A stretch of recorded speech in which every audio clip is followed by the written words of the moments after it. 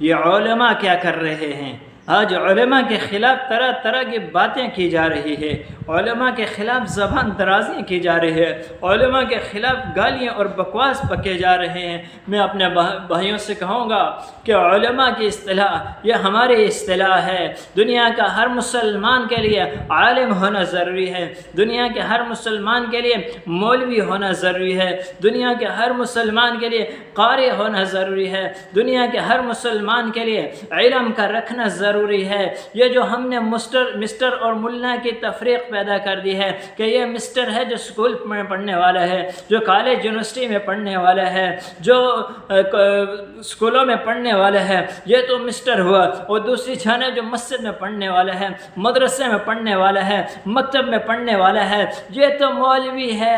یہ مولوی اور مسٹر کی تفریق کو ختم کرو، ایک پلیٹ فارم پر آ جاؤ، ایک پلیٹ فارم پر آ جاؤ۔ کالج اور یونیورسٹی میں پڑھنے والوں سے بھی میں کہتا ہوں تم بھی عالم بن جاؤ۔ عالم بننے کے لیے کوئی تمہارا جو ہے اتنا بڑا علم ہونا ضروری نہیں ہے، عالم بننے کے لیے ضروری ہے کہ تمہیں اللہ کے احکامات کا پتہ چل جائے، نبی کریم علیہ السلام کے طریقوں کا پتہ چل جائے۔ مسجد میں پہنچے ہیں، امام صاحب نہیں ہے، ہر مسلمان کا ایسا ہونا ضروری ہے کہ وہ خود مصلی پر کھڑے ہو کر کے لوگوں کو نماز پڑھا سکے۔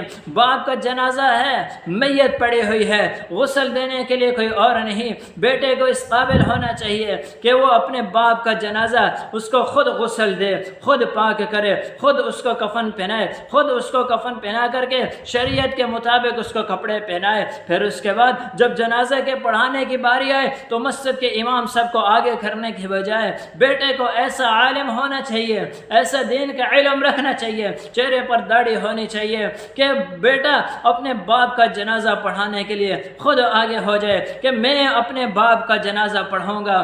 جس درد اور جس غم کے ساتھ ایک بیٹا اپنے باپ کا جنازہ پڑھائے گا، مسجد کا مولوی اس غم اور اس درد کے ساتھ کبھی بھی جنازہ نہیں پڑھا سکتا ہے۔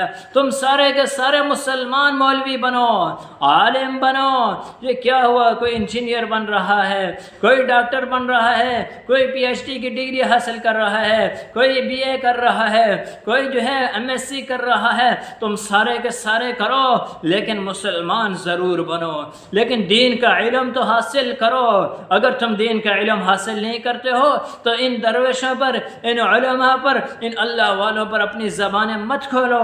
یہ وہ لوگ ہیں کہ جنہوں نے دنیا کو نظر انداز کیا ہے، جنہوں نے دنیا کی دولت کو نظر انداز کیا ہے، جنہوں نے دنیا کی شہرت کو نظر انداز کیا ہے، ایک اللہ کے دین کے پرچم کو لے کر کے یہ اٹھے ہیں، تھوڑی سی تنخواہوں پر گزارا کرتے ہیں، مسجد کمیٹی والوں کی کڑوے کسیلی باتوں کو بھی سنتے ہیں، لوگوں کی باتوں کو بھی سنتے ہیں۔ یہ صبح 5 بجے اٹھ کر کے اذان دیتے ہیں، رات کو 8 بجے بھی اذان دیتے ہیں، 9 بجے بھی اذان دیتے ہیں، 10 بجے کا نماز عشاء کا ٹائم ہو اس وقت بھی یہ اذان دیتے ہیں۔ یہ مسجد کا ملا جس کو تھوڑی سی تنخواہ آپ دیتے ہو، یہ تو اپنی ڈیوٹی سر انجام دے رہا ہے، یہ تو اللہ کے ہاں سرخرو ہو جائے گا، لیکن ان کے خلاف بولنے والے کا بڑا خطرناک انجام ہوگا۔